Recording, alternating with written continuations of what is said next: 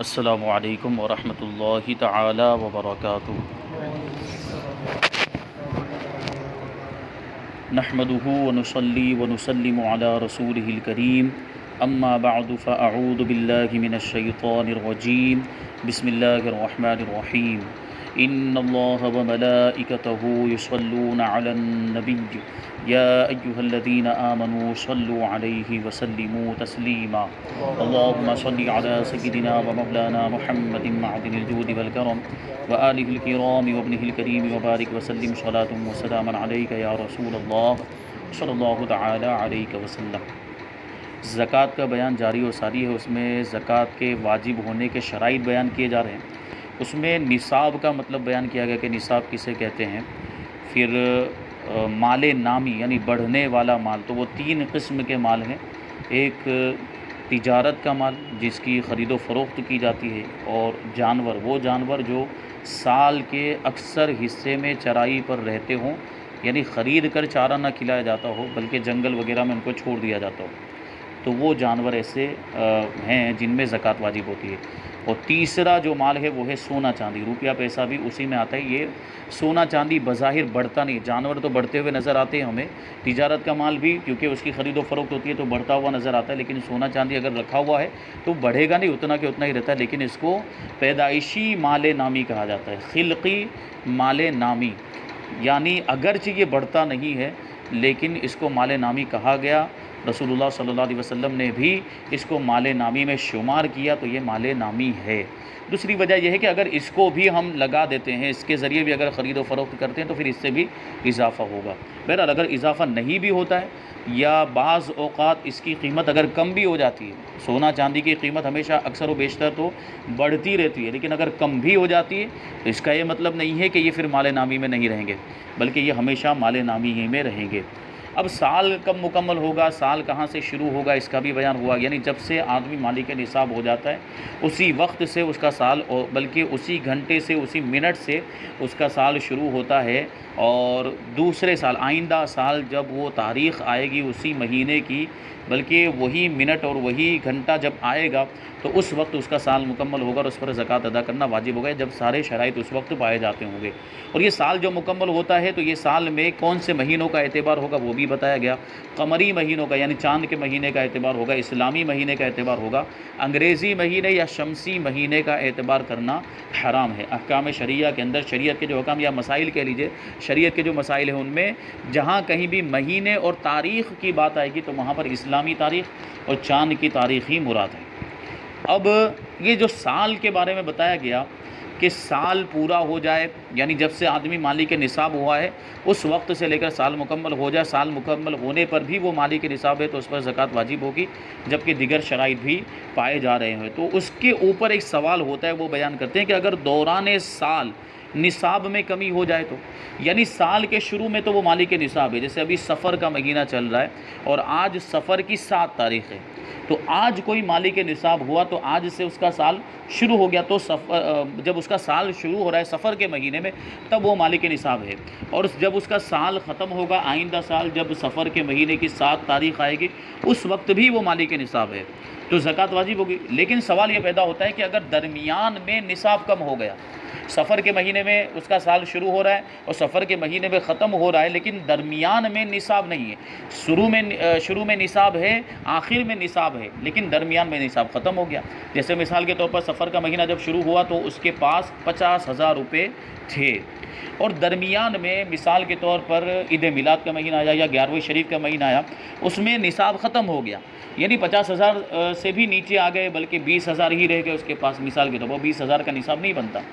لیکن جب سال مکمل ہوا، جب سفر کا مہینہ آیا تو پھر سے 50,000 روپے اس کے پاس آ گئے یا اس سے زیادہ آ گئے، تو اب اس کا کیا حکم ہے؟ یعنی کیا یہ ضروری ہے کہ سال جب شروع ہوا وہاں سے لے کر جب سال ختم ہو رہا ہے یہ پورا جو دورانیہ ہے، یہ جو پورا زمانہ، یہ پوری جو مدت، یعنی پورا سال جو گزرے گا، کیا پورے سال اس کا مالک نصاب ہونا ضروری ہے زکوٰۃ کے واجب ہونے کے لیے؟ تو اس کو بیان کرتے ہیں۔ زکوٰۃ کی فرضیت میں سال کے شروع اور آخر کا اعتبار کیا جاتا ہے۔ سال کے شروع کو دیکھا جائے گا گا اور سال کے آخر کو دیکھا جائے گا۔ لہٰذا اگر نصاب شروع میں مکمل ہے اور سال مکمل ہونے پر نصاب زکوٰۃ پورا ہے تو دوران سال نصاب میں ہونے والی کمی کا کوئی نقصان نہیں، یعنی اس کی وجہ سے کوئی فرق نہیں پڑے گا،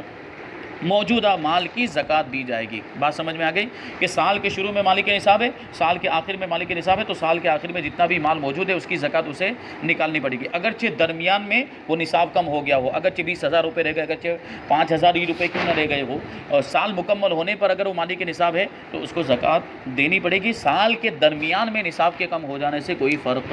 نہیں پڑے گا۔ یہ بہت اہم مسئلہ، لوگ اس کو سمجھتے نہیں، لوگوں کے ذہن میں یہی بات ہے کہ پورے سال میں مالک نصاب ہونا ضروری، ایسا نہیں، سال کے شروع میں مالک نصاب تھا، سال کے آخر میں بھی مالک نصاب ہے تو زکوٰۃ واجب ہوگی۔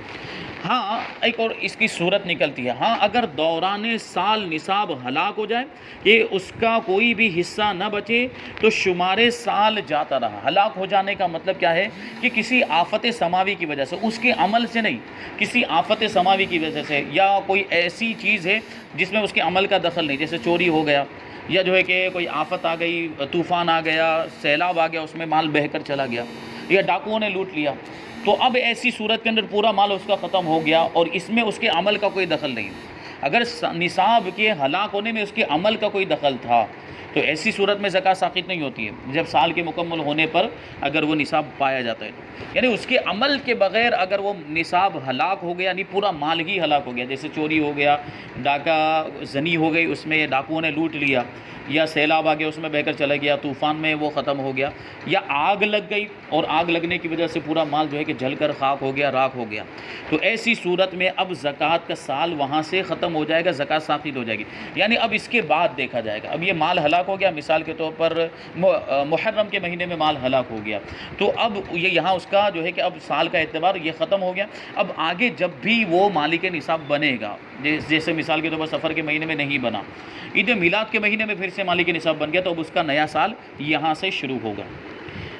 جس دن وہی بات کہہ رہے ہیں کہ جس دن دوبارہ مالک نصاب ہوگا اسی دن سے نئے سرے سے حساب کیا جائے گا۔ مثلاً یکم محرم کو مالک نصاب ہوا، یعنی پہلی محرم کو مالک نصاب ہوا اور سفر میں سب مال سفر کر گیا، یعنی سفر کے مہینے میں سب مال اس کا ہلاک ہو گیا، برباد ہو گیا۔ ربیع النور میں پھر بہار آئی، کیونکہ ربیع کا مطلب یہ ہوتا ہے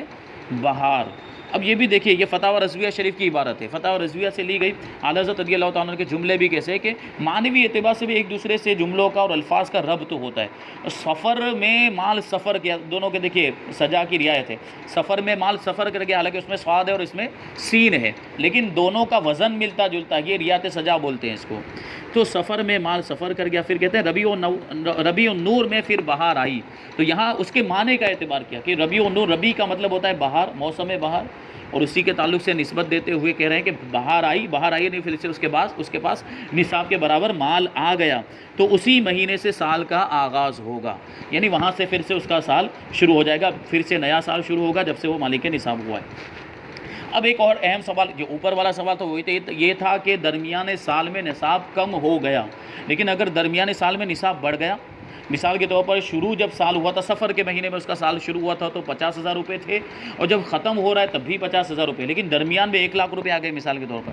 تو اب کیا کرنا ہے؟ یعنی جب سال مکمل ہوا تو 50,000 روپے موجود ہے تو 50,000 روپے کی زکوٰۃ دے گا، یا درمیان میں جو 1,00,000 روپے بڑھ گئے تھے یعنی 50,000 روپے کا اضافہ ہو گیا، کیا 1,00,000 کی زکوٰۃ دینی پڑے گی؟ سوال اہم۔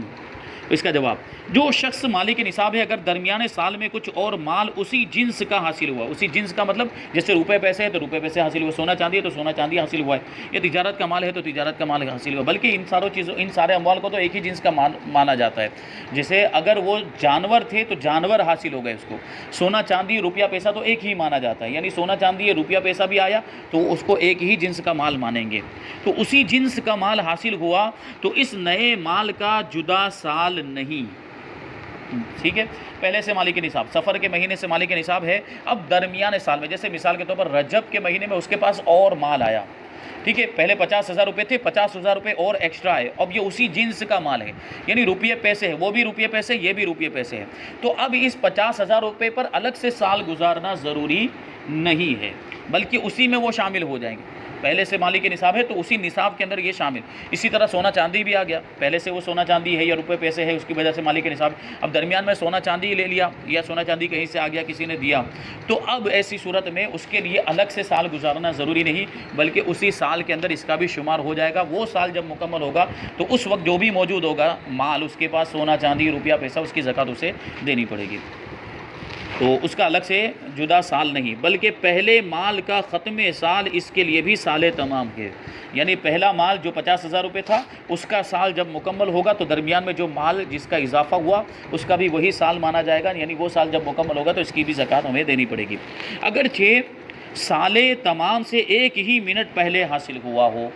یعنی مان لیجئے کہ 7 سفر, جیسے ابھی ہم نے مثال دی, 7 سفر کو مالی کے نصاب ہوا تو آئندہ سال جو ہے اس کا سال مکمل ہوگا 7 سفر المظفر کو. تو اب وہ مثال کے طور پر 12 بجے مالی کے نصاب ہوا تھا, تو 12 بجے ہی اس کا سال جو ہے کہ ختم ہوگا. آئندہ سال جب سفر کے مہینے کی 7 تاریخ آئے گی, تو اب مثال کے طور پر وہ 12 بجنے سے 1 منٹ پہلے مزید مال اس کے پاس آیا, یا 1 گھنٹہ پہلے اس کے پاس مال آیا, تو وہ اسی نصاب میں شامل ہو جائے گا. یعنی اس کا مطلب یہ نہیں ہے کہ اب الگ سے یہاں اس کے لیے سال شمار کرنا پڑے. ہاں 12 بجے کے بعد اگر آتا تھا وہ مال, اگر 12 بجے کے بعد, کیونکہ سال اس کا 12 بجے پورا ہو چکا ہے, تو 12 بجے کے بعد اگر مال آیا تو پھر وہ آئندہ سال میں چلا جائے گا. پھر اس کی زکوٰۃ آئندہ سال, اس کے بعد والے سال میں جب سال مکمل ہوگا تب اس کی زکوٰۃ ادا کرنی پڑے گی. یعنی وہ سال مکمل ہونے پر جتنا مال ہوگا اس کی زکوٰۃ ادا کرنی پڑے گی. لیکن 1 گھنٹہ پہلے یا آدھا گھنٹہ پہلے یا 1 منٹ پہلے, بلکہ 15 منٹ پہلے بھی اگر وہ مال آیا ہے تو وہ اسی سال میں چلا جائے گا اور اسی نصاب میں شامل ہو جائے گا, اور اسی نصاب کے ساتھ مل کر اس کی بھی زکوٰۃ ہم کو دینی پڑے گی.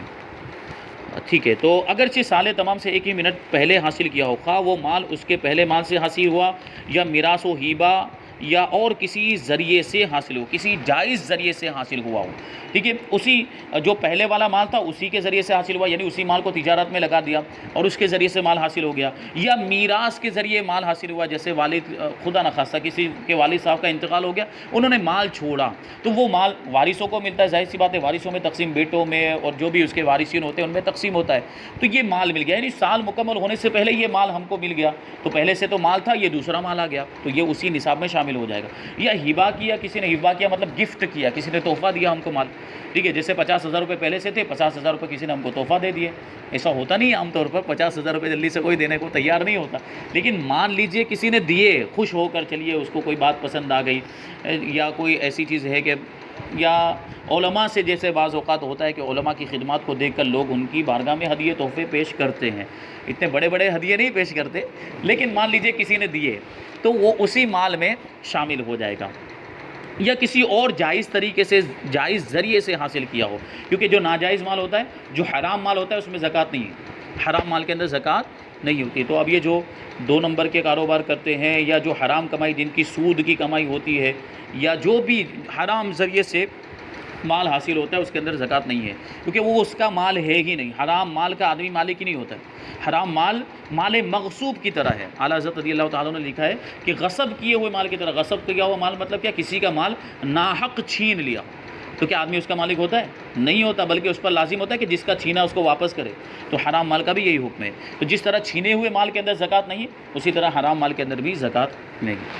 تو جائز طریقے سے حاصل کیا. اور اگر دوسری جنس کا مال ہے, مثلا پہلے اس کے پاس اونٹ تھے اور اب بکریاں مل گئی ہیں, تو اس کے لیے جدید سال شمار ہوگا. ٹھیک ہے, یہ پہلے ہی کہہ دیا تھا کہ ایک ہی جنس کا مال, جیسے روپے پیسے تھے تو روپے پیسے حاصل ہو گئے. اب اگر جنس تبدیل ہو جاتی, جیسے پہلے اونٹ تھے اس کے پاس, سال شروع ہوا تھا تب اونٹ تھے جو زکوٰۃ اتنی مقدار میں تھے جتنے میں زکوٰۃ واجب ہوتی ہے, تو اتنے اونٹ اس کے پاس موجود تھے, لیکن درمیان میں بکریاں آئی ہیں, تو بکریوں کے لیے الگ سے سال شمار کرنا پڑے گا, وہ اس نصاب میں شامل نہیں ہوگا. اونٹ کا الگ نصاب ہے اور بکریوں کا الگ نصاب ہے, ان کا یہ سال بھی الگ سے شمار کریں گے. اب ایک اہم سوال کہ سونا چاندی کرنسی نوٹ سامان تجارت ایک ہی جنس میں شمار ہوں گے, جو پہلے بتا دیا گیا. جو جنس کی بات کر رہے ہیں کہ سال کے شروع میں مالی کے نصاب اور درمیان میں اسی جنس کا مال ملا, یعنی اسی قسم کا مال ملا جیسا مال پہلے تھا. تو اب یہ سونا چاندی کرنسی نوٹ, یعنی روپیہ پیسہ, کرنسی نوٹ جو ہمارے زمانے میں چلتی ہے, روپیہ پیسہ جس کو ہم کہہ لیں, اور سامان تجارت, یہ ایک ہی جنس کے مال ہے. اس کا کیا مطلب ہوا کہ روپیے پیسے سال کے شروع میں تھے, درمیان میں سونا چاندی ہم کو آ گیا, مل گیا, تو اس کے لیے الگ سے سال شمار نہیں کریں گے. اسی طرح سال کے شروع میں سونا چاندی ہمارے پاس تھا اور درمیان میں تجارت کے مال میں اضافہ ہو گیا, تو ایسی صورت میں وہ بھی اسی نصاب میں شامل کہ یہ تینوں چیزیں جو ہیں وہ ایک ہی جنس کی مانی جائیں گی، سونا چاندی روپیہ پیسہ اور یہ کیا بتائے سامان تجارت کا جو مال ہوتا ہے، خرید و فروخت جس مال کی ہم کرتے ہیں تو اس کی بھی زکوٰۃ دے، اسی سال میں اس کو شمار کریں گے۔ اب سوال ہے کہ ایک ہی جنس کے مختلف اموال ہوں تو زکوٰۃ کا حساب کیسے کریں گے؟ یعنی سونا بھی ہے، چاندی بھی ہے، روپیہ پیسہ بھی ہے، مال تجارت بھی ہے، تو اب حساب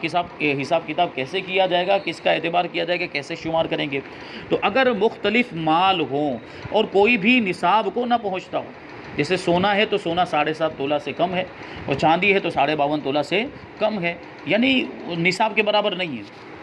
تو تمام مال مثلا سونا چاندی یا مال تجارت یا کرنسی کو ملا کر اس کی کل مالیت نکالی جائے گی۔ جیسے مثال کے طور پر کسی کے پاس سونا بھی ہے، چاندی بھی ہے اور کچھ کیش بھی ہے، لیکن سب جو ہے وہ نصاب سے کم ہے، ٹھیک ہے۔ اب چاندی بھی 52.5 تولہ سے کم ہے اور سونا بھی 7.5 تولہ سے کم ہے، اور روپے پیسے بھی مثال کے طور پر 20,000 روپے ہے، جو چاندی کے نصاب کے برابر بھی نہیں بنتے، تو ان سب کو ملایا جائے گا اور پھر ان سب کی قیمت نکالی جائے گی کہ کتنا بنتا ہے۔ مثال کے طور پر 1 تولہ سونا ہے اور 10 تولہ چاندی ہے مثال کے طور پر، اور پھر اس کے بعد 20,000 روپے ہیں، تو 1 تولہ سونا تو ابھی تقریباً کتنے ہزار روپے چل رہے ہیں، 46,000 روپے یا اس کے آس پاس کچھ بھی چل رہے ہیں، اور چاندی کی قیمت 1 گرام کی جو ہے وہ 70 روپے چل رہی ہے، تو 20 تولہ کی قیمت اس کی لگا لیں، تو 20 تولہ کی جو بنتی ہو 70 روپے چلتی ہے، تو 10 گرام کی یعنی 1 تولہ کی 700 روپے ہوئے، اور 10 تولہ کی کتنی ہو گئی 7,000 روپے،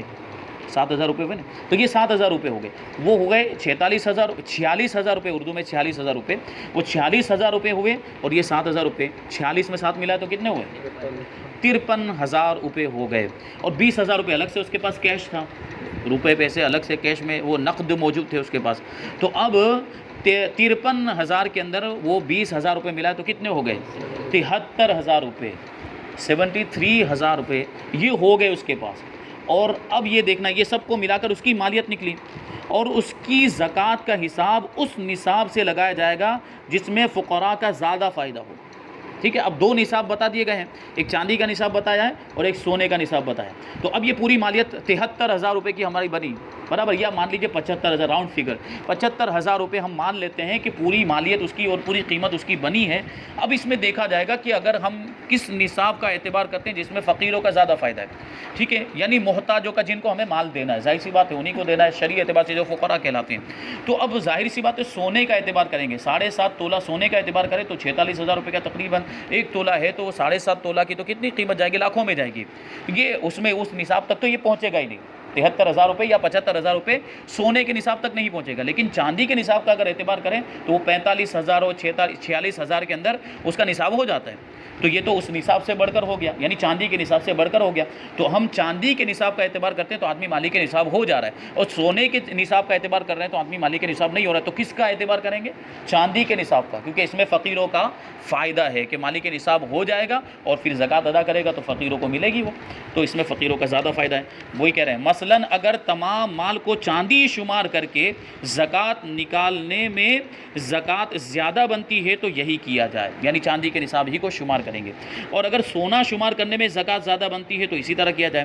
اور اگر دونوں صورتوں میں یکساں بنتی ہے یعنی دونوں کی قیمت برابر ہو، کچھ کمی زیادتی نہ ہو، تو اس سے حساب لگائیں گے جس سے زکوٰۃ کی ادائیگی کا رواج زیادہ ہو، یعنی جہاں پہ جس کو زیادہ شمار کرتے ہیں وہاں پر اس کو، لیکن ہمارے یہاں تو بہت فرق ہے، چاندی اور سونے کے اندر بہت زیادہ فرق ہے، تو عام طور پر چاندی کے نصاب کا ہی اعتبار ہوتا ہے۔ پھر اگر رواج یکساں ہو یعنی چاندی بھی برابر رائج ہے اور سونا بھی برابر رائج ہے، دونوں کا رواج برابر ہے، تو زکوٰۃ دینے والے کو اختیار ہے کہ چاہے تو سونے کے حساب سے زکوٰۃ دے یا چاندی کے حساب سے، لیکن یہ اس وقت ہے جب دونوں کی قیمت برابر ہو، دونوں کی مالیت برابر ہو، یہاں پر ویسا ہے ہی نہیں، یہاں پر سونے کی قیمت زیادہ ہے اور چاندی کی قیمت کم ہے، تو فقراء کا فائدہ چاندی کے نصاب کا اعتبار کرنے میں ہی فقراء کا زیادہ فائدہ، فقیروں کا زیادہ فائدہ ہے تو چاندی کے نصاب کا اعتبار کریں گے۔